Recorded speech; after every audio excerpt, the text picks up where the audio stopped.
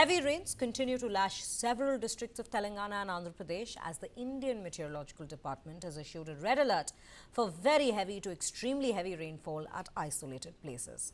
Now, several people have died across both states in rain-related accidents as heavy showers continue to batter the region, leading to flooding and connectivity disruptions.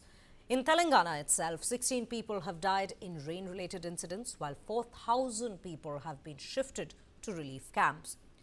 41,500 acres of crops have been completely damaged. 99 trains were cancelled. 54 were diverted as the tracks remained waterlogged along the multiple locations on the South Central Railway network. Telangana capital Hyderabad also witnessed waterlogging after heavy rains, leading the administration to shut down all schools. Now, Chief Minister A. Revanth Reddy has held an emergency review meeting on the efforts to mitigate waterlogging. Meanwhile, in Andhra Pradesh, 19 people were dead and 17,000 people have been evacuated to relief camps.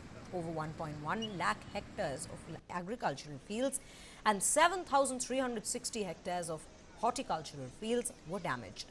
21 more trains were cancelled, 10 were diverted in the state.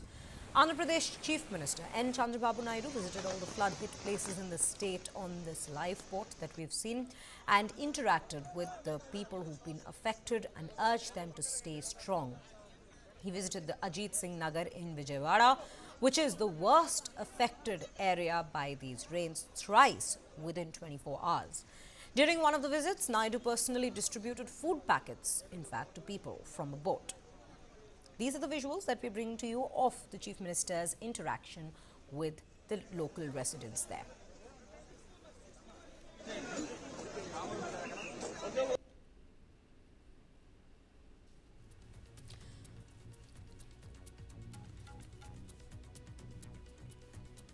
Well, with that, we're in fact being joined by our colleague, Noor Mohammed, who will bring us more details from the ground there with regards to what exactly is the situation currently.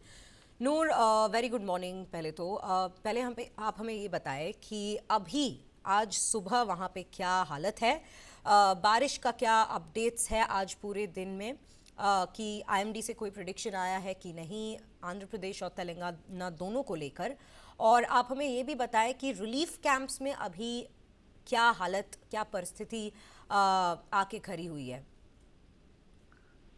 दोनों राज्यों के जो आम जनता है उनको बहुत बड़ी राहत की सांस मिली है। जैसा कि कल और परसों जिस तरह की बाढ़ और जो बारिश का सिचुएशन था, आज सुबह से उस तरह का माहौल नहीं है। काफी बाढ़ के अंदर भी काफी कमी आई है और बारिश भी काफी कम है। मगर सबसे बड़ी दिक्कत ये आ रही है कि जो कॉलोनीज के अंदर जो छतों पर जो लोग ठहरे हुए थे, उनको एनडीआरएफ के टीम में रेस्क्यू करके उनको रिहैबिलिटेशन सेंटर और दूसरी जगह शिफ्ट किया जा रहा है। और जहां तक एनडीआरएफ की टीम में जो बोट नहीं पहुंच रहे हैं, उनको ड्रोन कैमरे के जरिए उनको फूड सप्लाई किया जा रहा है। और सबसे बड़ा आंध्र प्रदेश और तेलंगाना के अंदर सबसे ज्यादा फसलें बहुत ज्यादा तबाह हुई है। और सबसे अच्छी बात यह रही है कि दोनों राज्यों के सीमाओं पर जो सड़कें जो कट गई थी उनको रिस्टोर किया गया है। दूसरी तरफ रेलवे लाइन भी रिस्टोर किया जा रहा है। देखिए, अब फिलवक्त डेथ की जो ऑफिशियल डेटा सरकार दे रही है उससे कहीं ज्यादा बढ़कर है। मगर जो देहात और विलेजेस वाले इलाकों में जिस तरह की तबाही और मची है उसका भी आंकड़े आना बाकी है। केंद्र सरकार पूरी तरह दोनों राज्यों पर नजर बनाए रखी है। फिलवक्त तेलंगाना ने केंद्र सरकार से रिलीफ मांगी है। सबसे ज्यादा 500 करोड़ रुपए इमीडिएटली हम लोगों को दिया जाए ताकि हम लोग यहाँ के आम जनता का जो सिचुएशन है उनको रिस्टोर किया जाए। मगर फिलवक्त विजयवाड़ा का सिचुएशन भी बहुत ज्यादा बुराई है। अभी कई कॉलोनी पानी में फंसे हुए हैं। और देखिए, जहां तक बाढ़ में कमी आई है और बारिश भी बहुत कम हुई है, मगर ये कॉलोनी के अंदर से जो पानी निकालना और लोगों के लिए जो दूसरी जगह जो शिफ्ट करना है, वो सबसे बड़ी दिक्कतें सरकार के लिए पेश आ रही है। कॉलोनी और पानी और कीचड़ में तब्दील हो चुकी है। देखिए, कई लोगों का सामान बह गया है, कई लोगों के डॉक्यूमेंट्स बह गए हैं। हर तरह के अलग अलग सिचुएशन है। आंध्र प्रदेश की तारीख में पहली मरतबा इस तरह का सिचुएशन पेश आया। मगर राज्य सरकार पूरी तरह यहाँ का जो सिचुएशन है उसको कंट्रोल कर रही है। 24 घंटे दोनों राज्यों के मुख्यमंत्री और अधिकारी फील्ड पर हैं। मगर केंद्र सरकार अभी तक पूरी तरह फोकस कर रही है जिस तरह का जो सिचुएशन आंध्र और तेलंगाना में है। देखिए, सबसे अच्छी बात जो दूसरे कई राज्यों से जो आवाजाही जो सड़क के मार्ग जो ट्रांसपोर्ट जो सिस्टम था उसको तो रिस्टोर किया जा रहा है और कई लोग मिसिंग बताए जा रहे हैं। देखिए, इस बाढ़ के अंदर कई लोग जो आ रहे थे जा रहे थे वो लोग भी मिसिंग है और जहां तक एनडीआरएफ टीमें पूरी तरह उनको ढूंढ रही है और राज्य सरकार भी बार बार ये अनाउंस कर रही है कि अगर किसी के पास कुछ भी इंफॉर्मेशन रहा है या कोई मिसिंग वाली खबर है और वो अधिकारियों के साथ शेयर करें। सबसे अच्छी बात दोनों राज्यों के लिए है कि आज बाढ़ कम के अंदर काफी कमी आई है और बारिश भी काफी कम है इधर।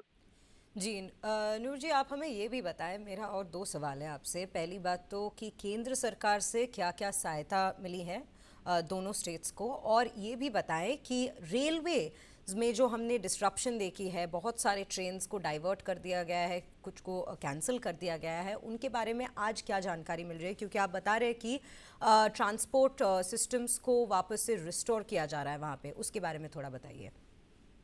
देखिए, कई ट्रेनें आंध्रा और दोनों राज्यों के जरिए दोनों ट्रेनें दूसरे राज्यों को जाया करते थे, उनको डाइवर्ट किया गया है।